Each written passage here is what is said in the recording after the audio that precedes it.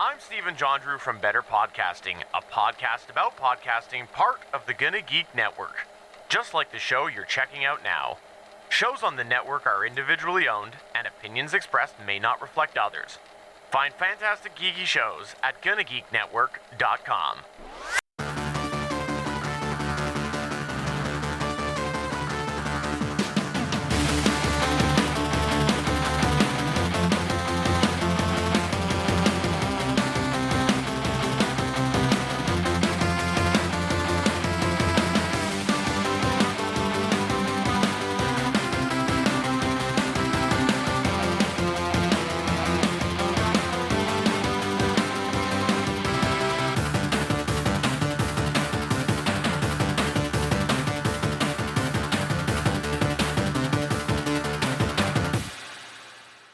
And welcome to Play Comics, where once again we're looking at a video game based on a comic property and how well it represents that source material. Except this time I lied because we're looking at two games because, you'll see why. There's a very good reason why. And today, taking me through all this craziness, I have David from Anime Field Guide. David, how are you today? I'm doing fantastic. Thank you for having me on the show. I am very excited to talk about this duo of games, which I think in the long run, if you start tackling these in pairs, it'll kind of help you get through this backlog. Because my friend, you have taken on the backlog of backlogs, so I'm doing my part to help thin out the ranks, as it were.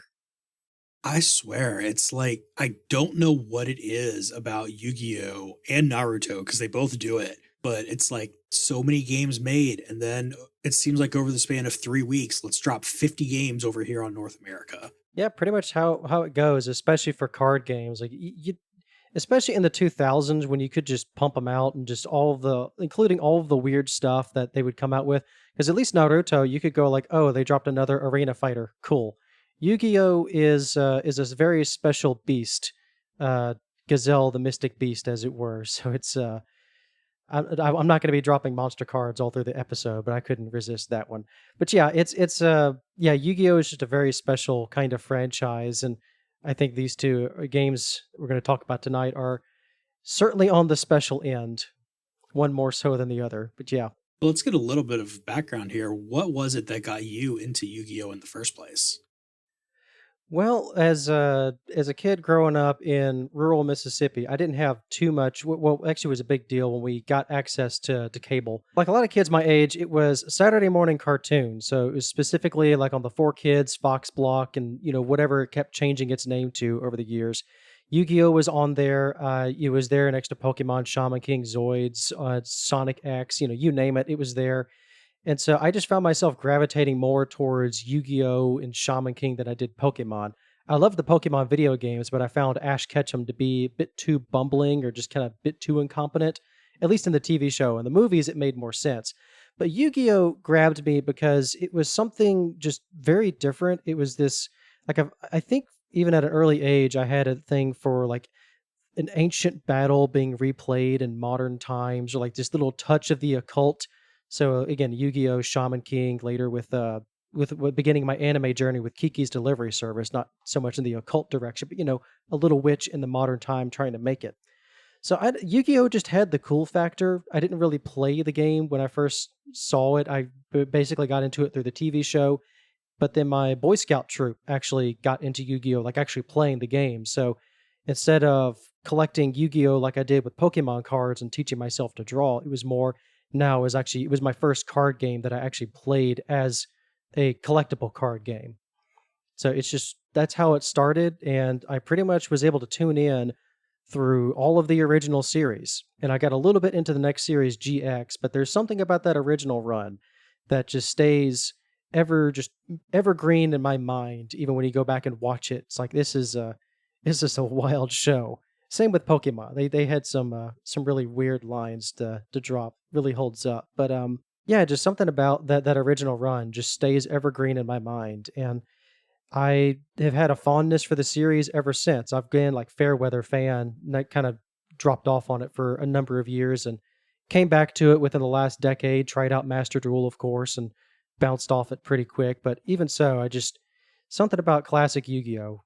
This was one of my first ever anime, got me interested in the whole medium, and that's what eventually led me down the road to what I do today on the internet with the Anime Field Guide podcast. So usually I run it solo, but occasionally I have a guest on there, like every month or so. And I also do a side series called the Studio Rundown. So it's more of a historical look at animation studios across Japan. And Yu-Gi-Oh, I can do a direct line between Yu-Gi-Oh and Shaman King and Kiki's Delivery Service and others just in that early 2000s, late 90s, and do a direct line to what I do today. And just I've always had a love of cartoons. So yeah, Yu-Gi-Oh is just something special to me. And most of his games are pretty good. Most of them, that's called foreshadowing. I will admit I am being a horrible host right now because I still need to go in and just really watch some Yu-Gi-Oh. I don't know how many episodes I've said that now that I need to, and I have no reason why I haven't, besides that I'm doing this show and there are other things. But I mean, one of these days. Oh, I also blame One Piece because it exists and my wife wants to watch it. Well, see, there you go, because Yu-Gi-Oh and One Piece are both just these massive undertakings. As far as the original series, you also have to give credit to like Little Karibos. He was one of the first doing like the abridged series, so that's a little bit of like a second wind with my fandom, specifically with that series. But yeah, I mean, going back to like true original Yu-Gi-Oh is it's really it's awkward. It's more like just something for the background, but you'll have these little flashes of brilliance of like, okay, yeah, I could see why kids would find this super cool. But I mean, I think the original run is like 200 over 200 episodes, like nearly 250. So it's not like you can just sit down and knock it out in a weekend.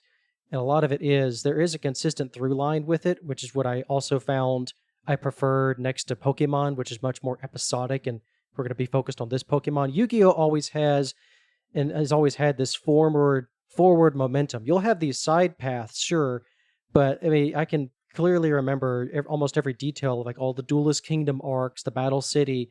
I would like to forget the Orichalcos arc, but whatever.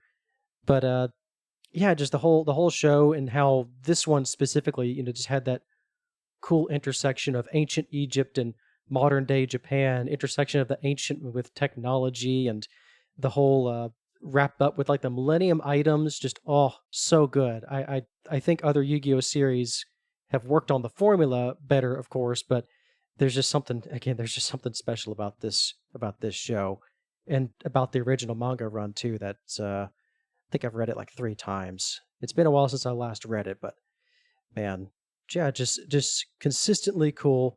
All of that lore that they have going on, all of that world building, all of the connected, plot threads getting laid down and then picked up later and everything just going in there. Remember when I was reading the manga going into the first few episodes here, Oh, especially with the manga, yes. especially with the what's actually happening there and not the 4 kids cleaned up scrubbed version. Yeah, it's again, it's just that lovely intersection of the modern and the occult. If you're a fan of Persona, or I know like a lot of old Persona fans and Shin Megami Tensei fans, and you name your modern day trappings and JRPG stuff. A lot of them are also, a lot of my friends who we had a shared interest of Yu-Gi-Oh in between those. So again, something else that I can draw a direct line. Just the aesthetic is just so cool. And I mean, as far as what started with a little card game inside of a manga just exploding to this extent, it's just a magical little series. And I don't know any other series, maybe like Card Fight Vanguard, but even then, that doesn't really have the same reach in my mind as this series, even as Yu-Gi-Oh has tried to reinvent itself multiple times over. There's just something, it's like these games, especially, or like the early Yu-Gi-Oh and on the Game Boy Color and the Game Boy Advance. It's like going back to Gen 1 Pokemon for card games in a way. There's just something still that just kind of holds up about them, even with all of the crazy modern trappings of today's games that have like 5 different summoning techniques, I think, that could just explode your brain. There's just something comforting about going back to something where it's kind of simpler times, and also they weren't really sure about the rules of the card game. So if you've seen any of the memes and things of Yu-Gi-Oh, Yugi always cheats, I mean, a lot of the times it's a lot of those jokes come from this game, come from this original series. And I know that I don't really like to keep hitting the same history things over and over, but I still just think it's so amazing that this thing didn't start out as like the card game focused manga. It was just, here's a card game in with everything else. That I think is just the coolest thing, that they were able to sit there and recognize, hey, this is what the fans love about it. Let's take this part and just pivot everything and run with it. We're still going to tell this really cool story with stuff. It's just going to focus on this card game a lot more and not whatever random game we decide to put in it this week. Yeah, because the original series was just straight up gambling and Russian roulette and just, frankly, just it's kind of like a death game for kids kind of manga. It's really wild, even for those who know about Yu-Gi-Oh! Quote Season 0. Kaiba has screw the rules. I have green hair. Just all of the from the abridged series. But yeah, even from those bases, I like how he was able to tie it in to and make the card game part of that overall lore with the Shadow games and having to put down this ancient mystical energy that people are trying to use for their own ends or selfish ends or like, frankly some evil characters. And then even in the back end, you could tell like his real passion, even as he was getting tired of doing the card game and the manga. You have the actual manga end where all of a sudden he can end it on his own terms of now we're just playing Dungeons and Dragons, and the ultimate showdown is actually not a card duel. But of course, in the TV show, that was still leveraged into one of my favorite duels between Yugi and Atem, of just two guys who just want to pit each other's strengths against an equally powerful opponent, and not just try to win for there's no fate of the world, there's no nothing. It's just one last hurrah, one final goodbye, and just one last ultimate test of strength. That was really like at the end of the day, for all the bombast and all of the fate of the world and the shadow games and all of this stuff and all of the ancient relics that is just part of the aesthetic and all the crazy hair, like that last duel and just enjoying the shared experience of finally being able to play a game and giving it your best shot. It's just something. There's something I think that camaraderie at the heart of it all is what I think still goes on even through the rest of the more modern series and the shows that came after. Even today, I think at the heart is still like just enjoy the heart of the cards, enjoy the game, and let's see what you can put together. Well, on that note, we're gonna gather up all of our mystical things while I drop some promos for a few other shows.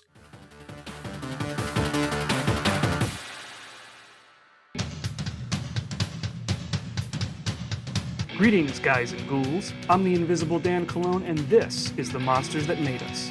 Join Monster Mike Manzi and I on the last Friday of every month as we celebrate all of the spooktacular characters and films in the Universal Studios classic monster series. From the Phantom of the Opera to The Creature Walks Among Us, we sink our teeth into all the gory details as we dissect the films that gave us some of the most iconic movie monsters of all time. The Monsters That Made Us is brought to you by the Cage Club Podcast Network. For more information, head on over to cageclub.me. That's cageclub.me.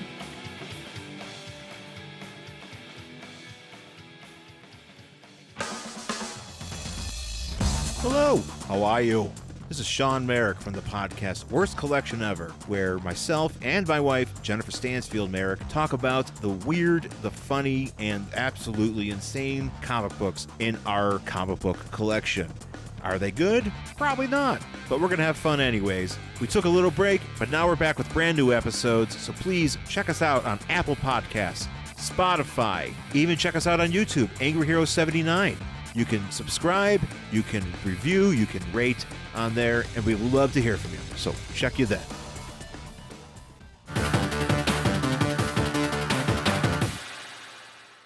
Those are some great things to check out, but first let's finish up here.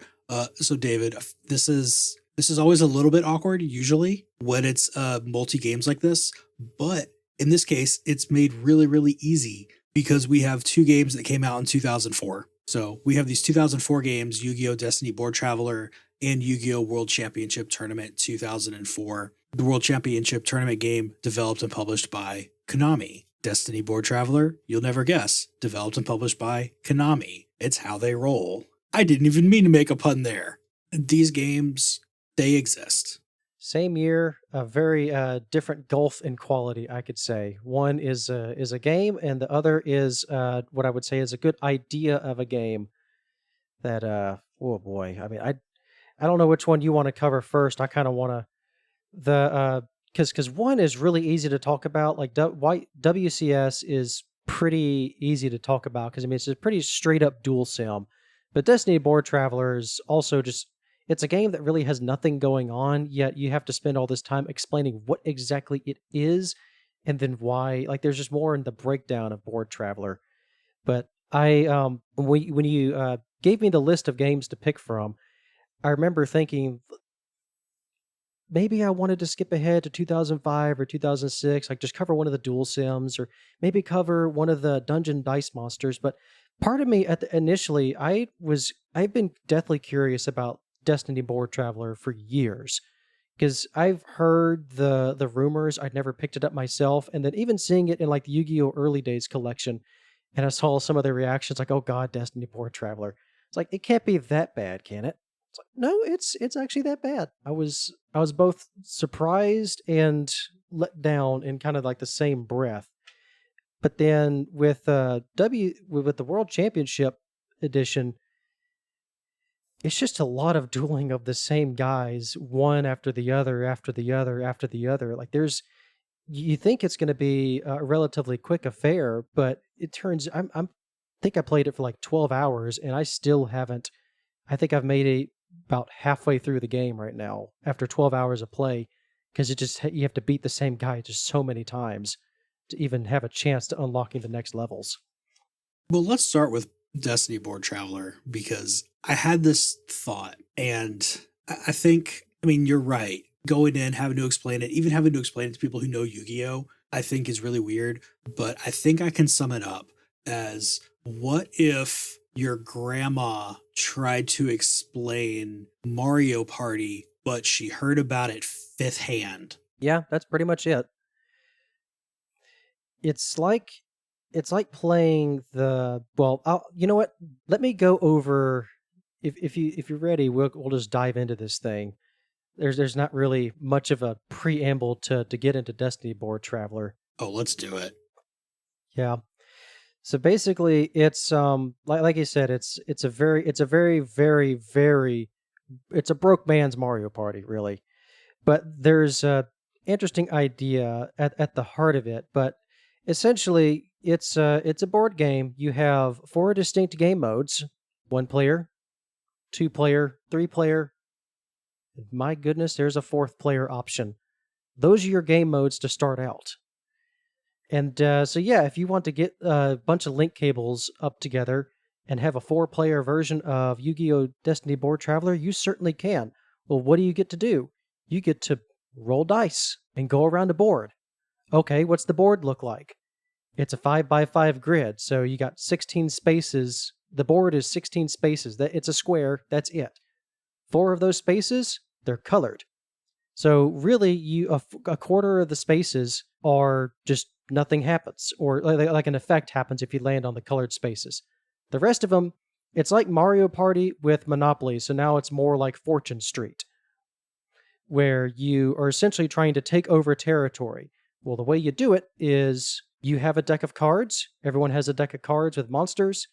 Everyone rolls up a character, and every character has a different deck. Can you edit the deck? No, of course you can't. So you're kind of dealt with what you got.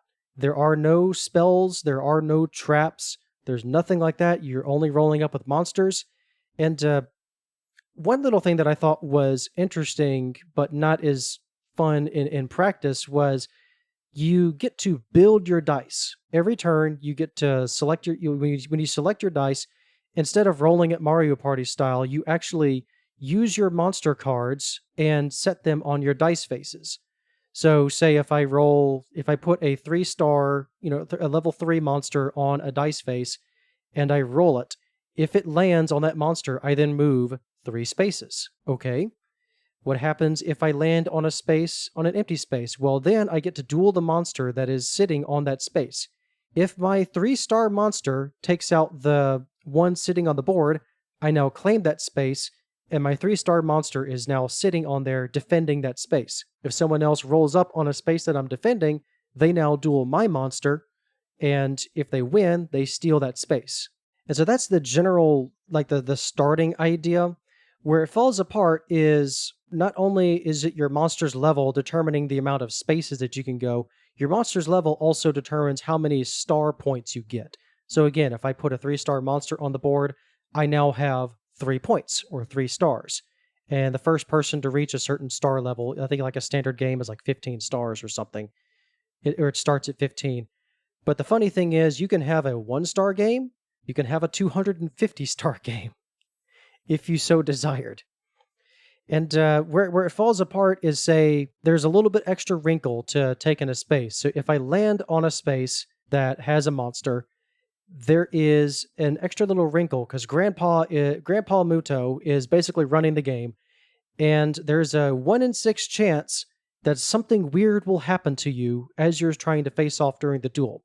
2 things can happen. Either your attack and defense positions get swapped, so you can... So if you land on a space and go, I'm going to attack this monster, and Grandpa says, nope, actually your monster is in defense position, you just lost your turn. If you roll up and the monster is really weak, and all of a sudden he goes, and you can just barely beat the monster, there's also a 1 in 6 chance that Grandpa can go, actually, you just lost 500 attack and defense. Your monster is dead. Next turn, and you take damage to your life points. Okay, what if you need to summon a monster like Dark Magician? That's a level 7. That needs 2 tributes. How do you do that? Well, you set your monsters on the board, and you tribute 2 of your monsters. But what happens if Dark Magician gets put in defense mode? Too bad. You've lost your turn, and you just sacrificed 2 monsters on the board for nothing. Congratulations. And that's not even to mention if you land on the 1 in 4 chance of one of these colored spaces, which can do anything from giving you life points, they can suddenly shuffle your hand, they can damage you. Something will happen, but you've lost a turn. Have a nice day. Not even to mention the superpowers. Oh my gosh, some characters in this game are just dumb. They're just dumb, they're broken. I hate superpowers. Everyone has a unique ability, so sometimes Joey Wheeler can re-roll his dice. Yami Yugi, who is actually locked behind a cheat code, by the way, as far as a couple of characters. Yugi Muto can actually just steal your monster. He could just randomly go, change of heart, your monster's mine now. Nothing you can do about it. Have a nice day. Yami Yugi can go, well, maybe I can get a better chance at rolling a specific value on the dice. Great. Kaiba Man's in this game. He could just steal your turn. Kaiba Man can just randomly go, you don't have a turn. I'm the only one who can take a turn. Great. Perfectly balanced.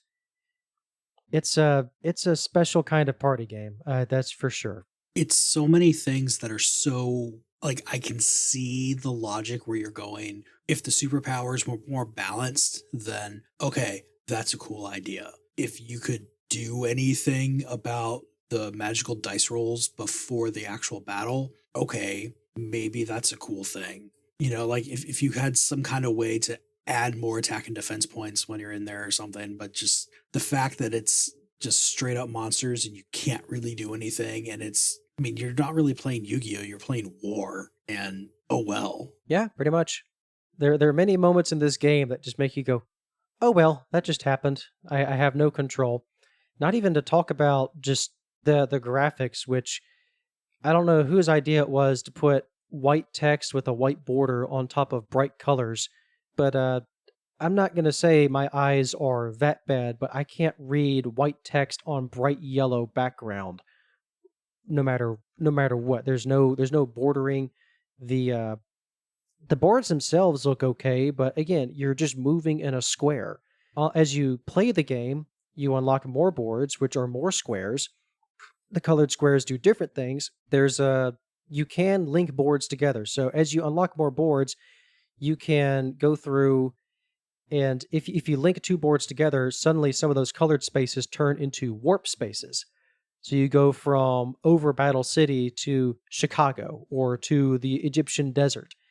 And I've seen, I think at the ultimate game level, there's you can have 8 boards all linked together, and it'll show you kind of the general map layout, and it just looks nuts. Like half the colored spaces just warp you to somewhere else. And I can see where, like, if you're just starting to try, even if you were to attempt this game, in order to really get any kind of depth or strategy really out of it, you need to play a longer game, something like 20 plus star levels, because then there's actually a little bit of back and forth. But then the thing is, you're now playing Destiny Board Traveler for over an hour. The game is slow, and it takes a while. And so the whole time you're playing this very basic version of war, rolling dice, hoping to get a chance. You have to not only plan your moves ahead, but then there's a monster you would really like to put on a space, but oh no, that's 5 spaces away. The best I can do is a level 4, because then I won't have to tribute, but that level 4 is going to put me on a colored space, which is going to steal my turn. So okay, maybe I need to play a level 3 to get in there. But you rolled the face with a level 5 monster anyways, so now there you go. And then you get 1 in 6th, as you would like to say, and now that level 5 monster that you had to sacrifice for got put in defense mode. I don't know about you, that would kind of tick me off after a while. Just all the different modes of, like, I'm all for randomness, but that's just a little taste of what you'd be in for round after round after round. Oh yeah, and then Yugi steals your monster, just out of nowhere. So that's, without like going like super deep into all of the game details, because I think I've spent more time talking about this than I really wanted to already.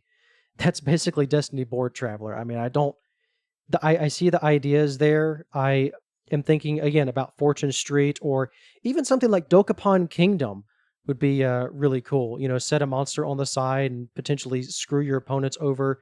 If there was a way to do, like, maybe not all spells and traps, but like some of like the more iconic ones, or have like character specific abilities like spells or traps, or just some way to do a board, or even if you're all teaming up to Mario Party 9 or 10 style to take down one giant boss.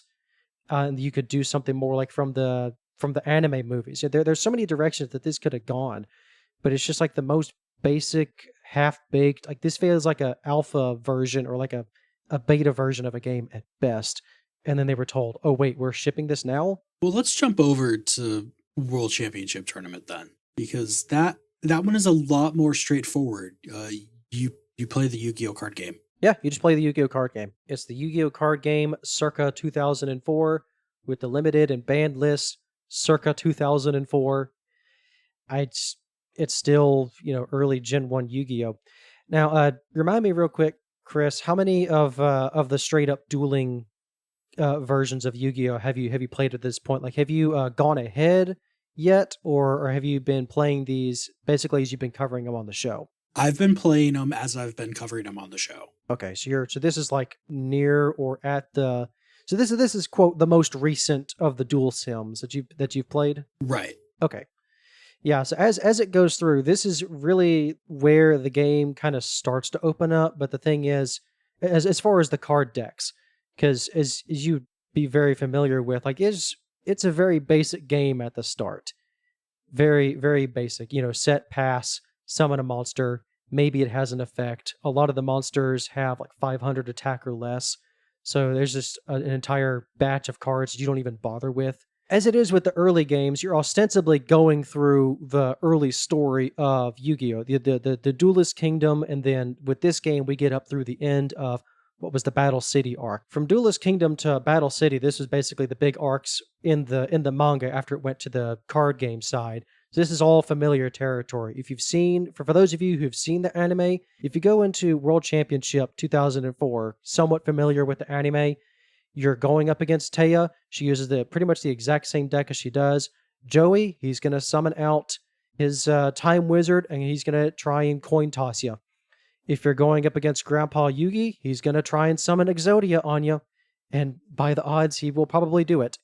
Because this is when you basically had unlimited Pot of Greeds and Graceful Charities and upstart goblins. So before you know it, he could possibly, if he gets a good turn, he could possibly go through like a third of his deck in turn 1 and just Exodia you like that. It happened to me. It will happen to you. If you go up against what is it? Merrick? No, Bakura was the Yami Bakura had the message board final. He's going to try and spell it out. You go up against Mako Tsunami, My Valentine. She's going to summon out Harpies. All of the different characters and folks that you do. Bandit Keith, he's going to use Zora and the machines. All the characters that you know and love to hate from the Yu-Gi-Oh series, they're all here. And ostensibly, that's pretty much it. Later games will actually include somewhat of a story element, but for these first games or so in the dual sims, there's really not a story to follow. You just, especially even with this game, it's literally just here's a list of characters, starts off very small, and you just have to duel them a bunch of times in a row. You unlock more characters, other characters like My Valentine. You have to, what is it? You have to have gotten the Harpy Feather Duster card, but then you have to take it out of your deck, and then she'll appear. You can't fight Mai with Harpy's Feather Duster, or else she goes away. But then if you beat her 10 times in a row, doesn't matter if you have it in your deck, she'll be there. Little quirks like that, and just other characters have very specific unlock requirements, but really, it's like you said, it's just dueling. If you like to play the card game, and if you like to steadily go through the packs, and again, there are also secret unlock conditions for the packs. This is a game, I think, especially now, and if you're going to be playing on the Legacy collection, as you would likely be doing nowadays, this is a game I would think, like, just go on IGN, like find an old guide or somewhere, and just basically play it like that. Because if you do what I did, and I tried to start this honestly, again, I played this game for like 12 hours, and again, it's just battle after battle after battle. There's nothing to do but duel, it's a duel sim. It's fine. There's nothing to do, nothing else to do. So you build up to a halfway decent deck and flexible deck, and just cover all your options best you can for a wide variety of folks, and then just keep winning is really all you can do. Because ostensibly, the end of the story would be versus Yami Merrick, or would be versus Merrick at the very end, which is the culmination of Battle City, and then there's some special ones against the Pharaoh at the end. You unlock the Pharaoh at the very, very end to roll credits, but there's really nothing too much to say about this other than you duel a lot. But if that's what you like, then it's fine. I found myself pulling, so I had this on my phone. So I have a Game Boy emulator on my phone, so this is a pretty good phone game to just pull out. I was at a concert, so I pulled up the phone, I pulled out the game, and while I was waiting for the concert, I squeezed in like 3 duels. Built up the deck a little bit, concert started, put the phone away. We were in intermission, I pulled it out, I played about 4 or 5 duels. It's perfect for that. I do really appreciate that about this one. I mean, there's no story to slow things down, and I know that part of finding a game that connects to the comic material is having story, but this knows what it is. It's go in, play the game, get out. And I almost have to treat these like the 1v1 fighters, to where who cares what the story is? The whole point of it is to just go in and battle. And, if you get some story, okay, happy bonus time. Yeah, and for what it is, I think this is a pretty solid addition, especially as you could see them clearly going through and like codifying what are our dual sims going to be. If you're looking at From the Eternal Duelist Soul, it's not like these graphics are going to light your world on fire. This looks very similar to Eternal Duelist Soul, just cleaned up a little bit more. And this is what pretty much all the Game Boy Advance games are going to look like. You're going to have some variation and just added cards, maybe a little bit more cleaned up. But the game looks very basic, but if you just like straight up dueling, then this is it's nice for bite-sized dip ins, dip outs. Basically, you're fighting against a computer that has some very interesting quirks, but it's functional enough if you know how to play around it. And then, of course, there was the link cable option. Of course, if you're playing the Legacy Collection, obviously there's online play, so you can match up against your friends, I think. But for what it is, this is just a solid, functional, no frills dual sim. What did you think of, so as far as playing the game and assembling a deck, did you find the controls somewhat intuitive for actually putting a deck together, or was there any kind of difficulties that you had with assembling cards and finding cards that you needed? Outside of the part where, like, if this was a Magic the Gathering game, I would just know what the cards were and would be able to do it like in my head. So here, having to actually take the time to see what cards are and go back and look at things, controlling for that, you can put the deck together pretty well, from what I can tell. I mean, I probably made horrible decks, but I don't know what I'm doing. But from just the aspect of like the controls of how to do it, I mean, it all worked well enough. Reasonably intuitive. I think part of what's going to really help you as you go through these games, especially starting from the base of where you are, they're just going to get a little bit more complex from now on. For now, at least, you don't have to worry about what we're to call like archetypes, really. You don't have to worry about specialized monsters or anything. Although at the end, this is around the era where, although this is like super late game as far as what I could determine from the card packs available. So I didn't get to like the absolutely brand new stuff from there, because there was the beginning of a certain archetype, and I was even looking at the I mentioned YCS earlier, but there's the actual paper card game at the time. Everyone was running what were called like the Chaos engine, which was it's light and dark monsters, and you banish a certain number of light and or dark monsters to summon out big boss dragons and things like that. But your early deals of like your ritual monsters are pretty much useless in this game. There's very, very few fusion monsters to summon out, but most of the fusion monsters don't do anything. There's just a really big beat stick. So of course you can summon out this giant boss monster from an extra deck, and it just gets blown up by a trap hole or something. But generally, if you are building a deck in this game to really get you through most of the game, it's one of those like load up on monsters. Like you have like Sangan, Witch of the Black Forest. If those get destroyed, blown up by battle, then you can go search out another card that you really want. So I would have my game plan in these early games was always load up on the strongest attacking 3 and 4 star monsters. So like my damage curve basically went, my weakest monster in my deck by the time I stopped playing for the episode was like 1600 was my weakest attacking monster. My defense monster, no, I had like Sangan and Witch, which were like around the 1000s, but they're supposed to get blown up and die. The defense monsters, you have like Giant Soldier of Stone, Mystical Elf, other things like that have like 1900 and 2000 defense, which is really hard for most of the field to hit over. And those are the cards that you really need to start building your deck around early, because the power level only increases as you go through, as you would expect. Everyone else starts summoning out like Rainbow Fish or something that has like 1800 attack. Not many things can stand up to it. And especially in a format where if someone just sets out a really big monster and you don't have like a spell or trap to remove it off the field, you're going to be spending a lot of turns just sending monsters out in the field, and it's just going to get send, dead, summon, dead, summon, dead. It's a really frustrating loop at times of just, okay, there's nothing I can do. I'm waiting for one specific card that I need for, I'm trying to pull for Dark Hole. I'm trying to pull for my board wipe at this point, or trying to pull for a trap card. So what I find in these games, especially early on, is just build something that can generally handle most situations. Get your mirror forces, so like destroys all of your opponent's attacking monsters if they declare an attack on you. Get your, Harpy's Feather Duster, wipe out all of your spell and trap cards, of your opponent's spell and trap cards. Just have some general, just functional stuff. The more you try to specialize in these games, it's not really built for that yet. It's really much, much later, really more like into the later of this version, and then going into GX, when they would specifically have like Jaden and his elemental heroes, or like the Cyber Dragons, the Thunder Dragons, the Ancient Gears, and all of that, when they would build an entire set of cards that are supposed to synergize with each other.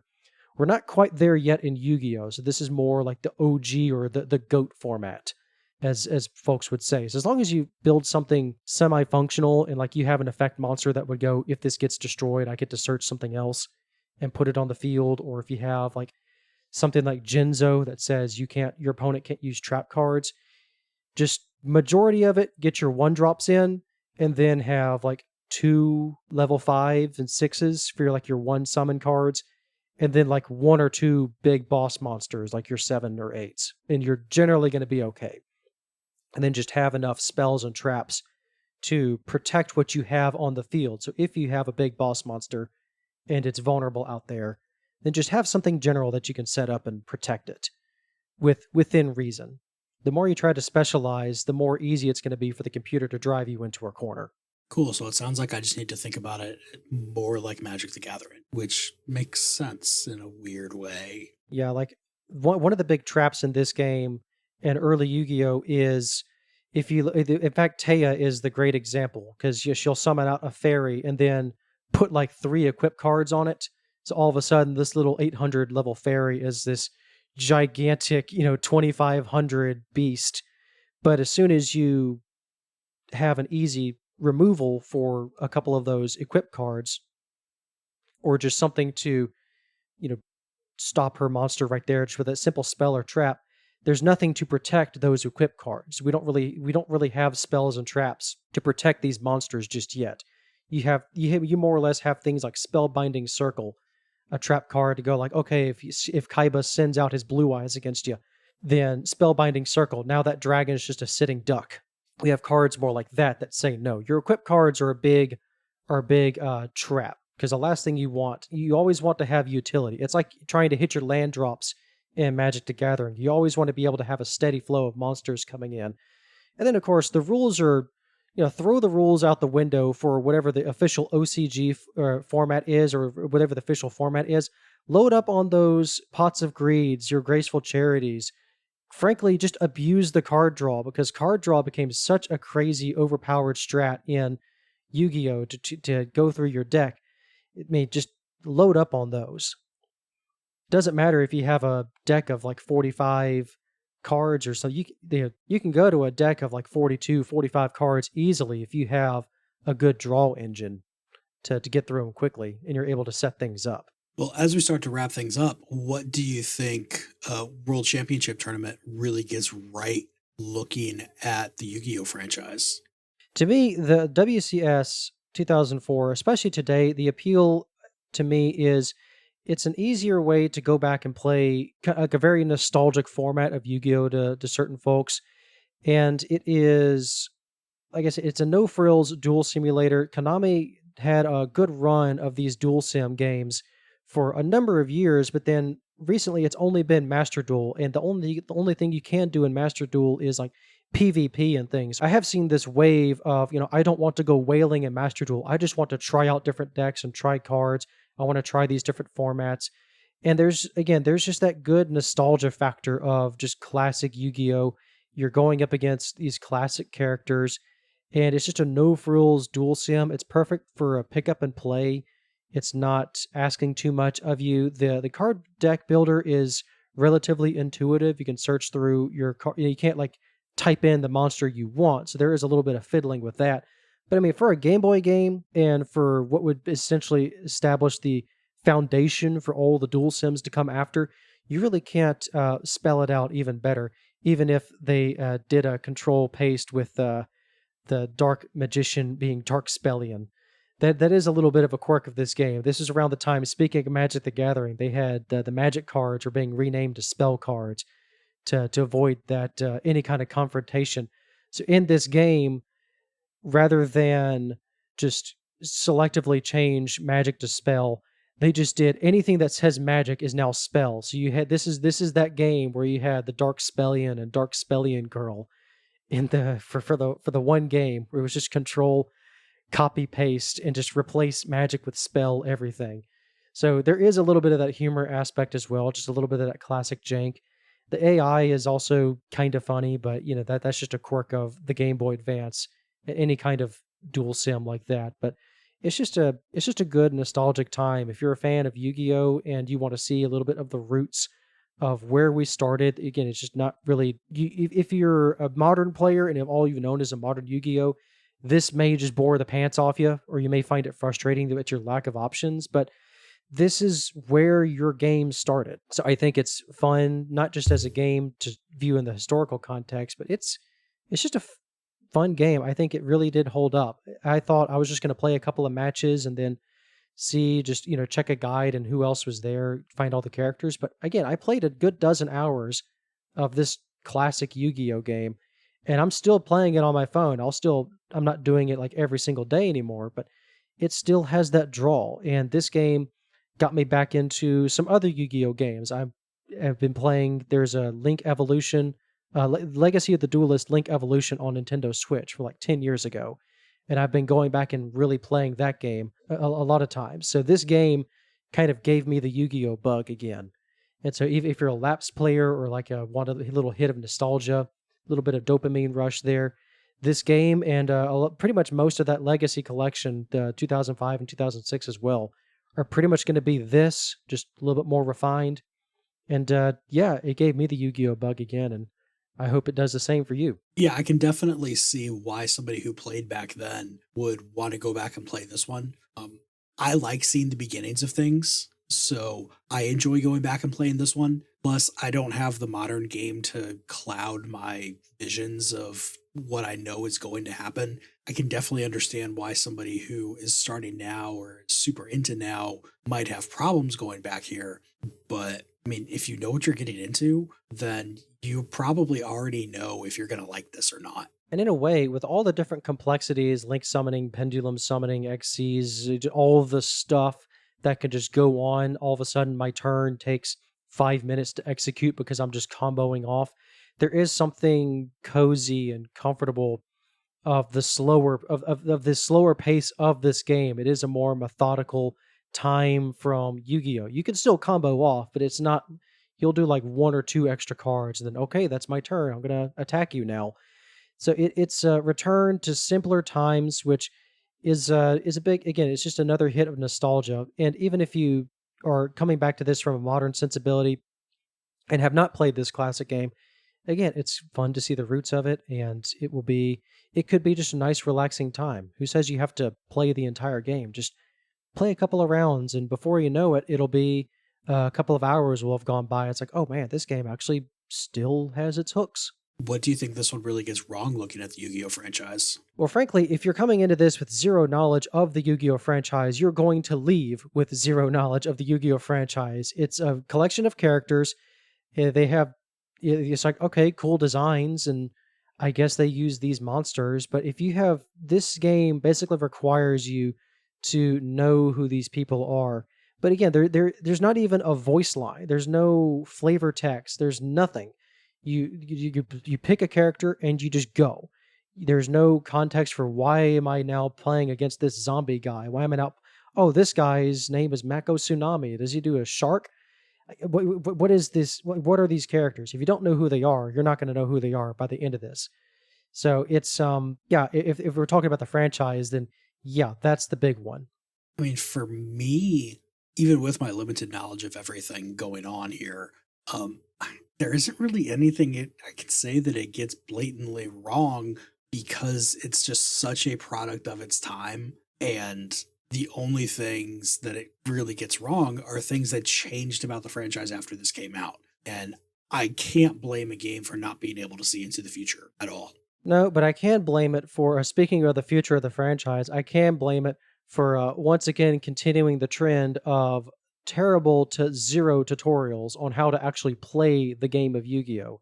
This game just throws you into it. So it not only do you have zero knowledge about the franchise, if you're going into this game completely fresh, if this is your first ever Yu-Gi-Oh game, then it's one of those to just look up a guide and see how the game is played. And even the tutorial that it gives you is a terrible tutorial, which is very much a continuing trend over 20 years later. Watching some videos real quick before I came in here for recording, the lack of a tutorial on both of these games was brought up, and just really cemented the fact that I need to make some kind of bonus video thing about the lack of tutorials and things. Yeah, absolutely. It's not just bad tutorials, it's notoriously bad. It's You mean like the history of tutorials, or specifically how bad the tutorials in Yu-Gi-Oh games are? Just like tutorials in general? Yeah, in general. And more so the fact that I'm seeing a lot of things where people are saying, oh, there's no tutorial, and just completely ignoring the fact that there's an instruction manual, which here with these games doesn't really help all that much, but some games it does. Yeah, now we have like tutorial levels, and that's just kind of been codified in modern gaming. But even for these games in the past, when I was looking up the booklets online, they some folks have posted the PDF and things like Destiny Board Traveler straight up lies to you about, oh, if you roll this, nothing. Like even if you roll a blank face on your dice, you're okay, and then you roll a blank face on your dice, and it goes, nope, your turn's over, go away. So sad. And then, yeah, as far as the tutorial for WCS, it's just this is a monster, this is a spell card, this is a trap card. Here's all the different icons for spells and traps. Like I still have my Yu-Gi-Oh booklet, and I remember as a kid even just looking at it, going, I have no idea the difference between these different magic. Like I could understand like a counter trap of like when do I play a quick play this, or why can't I do activate this timing. It was really my friends were the ones who taught me how to play the game, and then I took that card game knowledge into these video games. But like I said, there's no tutorial. That's the biggest sin of both of these games, and it will continue to be a sin of the Yu-Gi-Oh franchise. Either just something where their idea of a tutorial moving forward, to kind of give you a bit of a teaser here, Yu-Gi-Oh's idea of a tutorial is to give you a heavily scripted, this is how we're just going to summon out some monsters and do this very specific thing, or we're going to do it like this very complicated combo, and we're just going to tell you exactly which cards to play. And so the half the time, I remember when I was playing Legacy of the Duelist, because I was a lapsed player for a long time after these games. I played the 2000s games, and the next time I came back, I was 4 generations out to like these link monsters. So I was trying to learn what all these effects do, and the information wall was just absolutely brutal, and I was getting zero help from these games. And that's just going to be a continuing trend. So at least where we're starting here and where your journey is going to take you through these games, especially through the dual sims, as you slowly build your knowledge base through these games, it's going to make more sense. So when you get to something like GX, when they go, okay, we're actually going to have full-on fusion monsters now, the whole fusion archetype really came into being, and then like ritual monsters came in, and like these different effects that would go, if this hits the field, and you can summon this other from your hand, or if you take damage and you could do this. The different spells and traps and things got more intricate and more specialized, to now it goes like starts listing specific monsters. You know, you have a little bit in this game with like dark magic attack and things like dark magician has to be on the field and things of that nature. You're going to have more of that direction as the series goes, and you start to see here's the standout popular monsters, and we're going to start building these other new archetypes around it and get more specialized, and then you can see the more of the interplay. So it's good to build the foundation early to where it's really going to help you later down the line. So if there's any time to get over the information wall, and if you're wanting to get into have a base knowledge of Yu-Gi-Oh and kind of start from the beginning, I think looking back on these Game Boy Advance games in like the 2004 or whichever one you want to start with from the Game Boy Advance era, this is a pretty good way to start because there's a lot to learn, but it's like first learning Magic the Gathering before you start going into, oh, here's the brand new deck based off of, I don't know, like Avatar The Last Airbender, where it has like, how does bending work? Or you go to the Spider-Man set, how does this work? If you get your base knowledge down first, all of the other complicated stuff will work itself out through the timing. So starting from here is going to be a good foundation for the rest of the franchise. And what does Destiny Board Traveler get right looking at the Yu-Gi-Oh franchise? Let's skip that one. It has characters in it. They have the same name and they're the same. Yeah. Sorry. Oh, man. Well, what it gets right. Everyone's very expressive. Like the graphics are nice. There is a charm to some of the boards, I suppose. They have some references to locations in the show. I mean, I'd ask what it gets wrong, but I'm going to assume that your answer is basically everything. I think I've covered that extensively. Let's not beat the dead horse any further on that one. If you knew somebody who wanted to get into Yu-Gi-Oh, would you give them either of these games as part of a primer course? That's a good question, because I have been spending this time praising the 2004 WCS. If I was to give them 2004 and give them, like, be on deck for questions, certainly I could see myself giving them this game because it's very simple, very basic. Don't have to worry about anything. If it's not this one, then it would be any of the later dual sims. They're all going to start kind of running together as you go through, which also would justify kind of doubling up on these. It's like it's a dual sim. It's another one.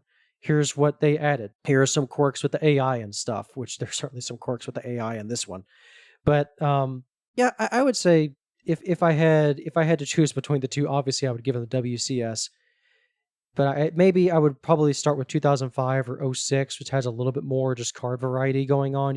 It has a little bit more room for self-expression, but you can certainly do much worse than 2004. Yeah, I think Destiny Board Traveler, no, there is no way in any flavor of hell. But World Championship Tournament, this 2004 one, yeah, I mean, I can see it. I can also see you picking another year, like you said. I can see picking one of the earlier just play the card game ones.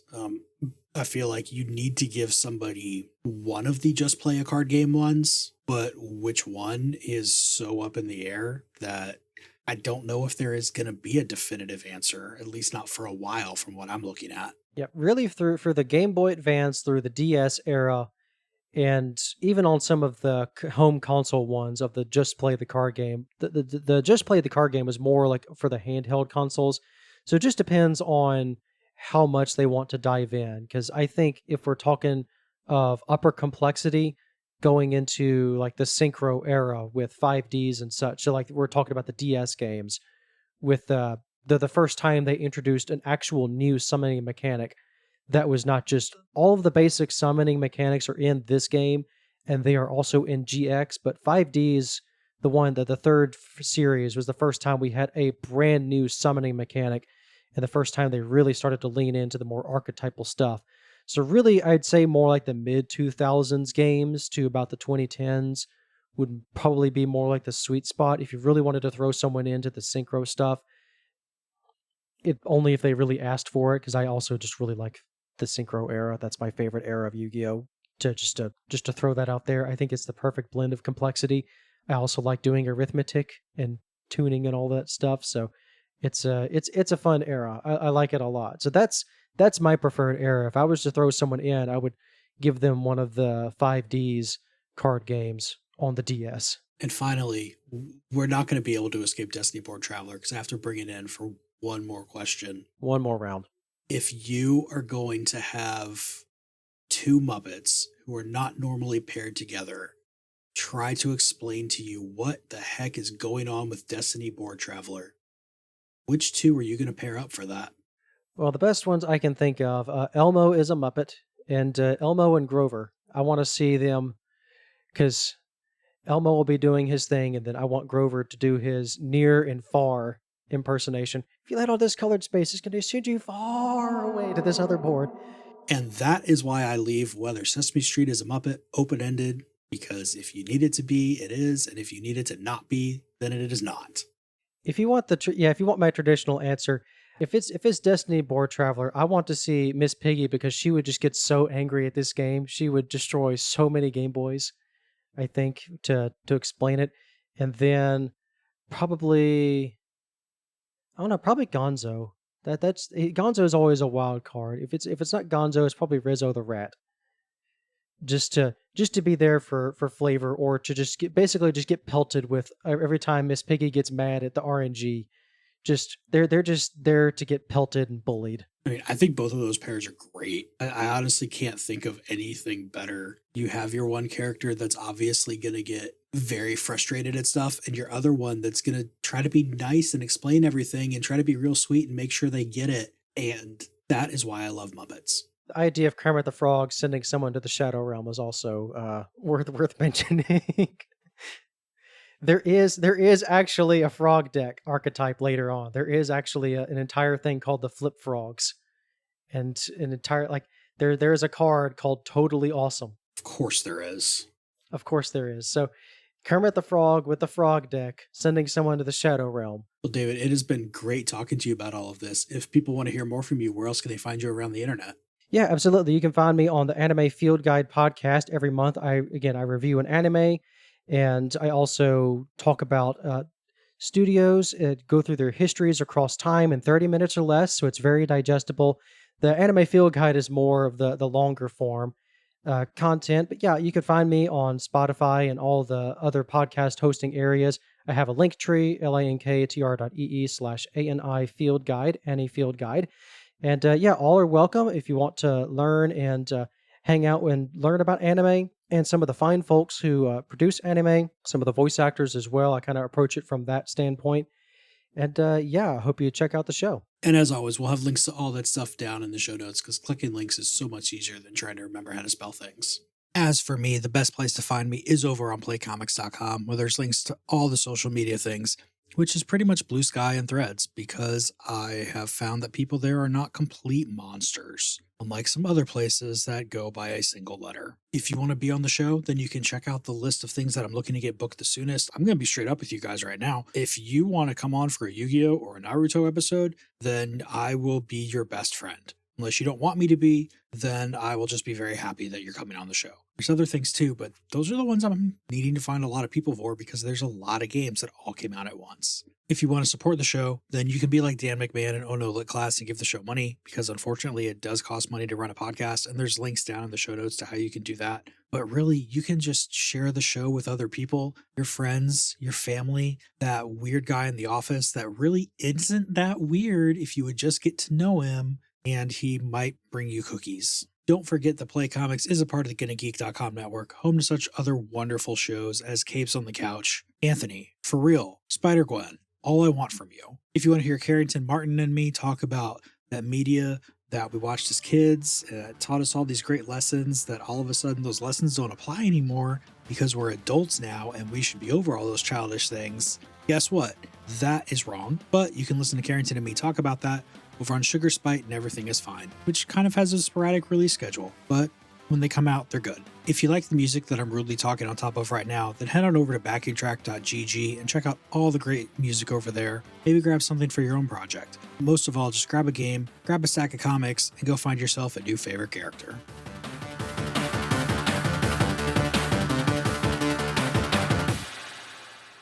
Sin dead, summon dead, summon dead.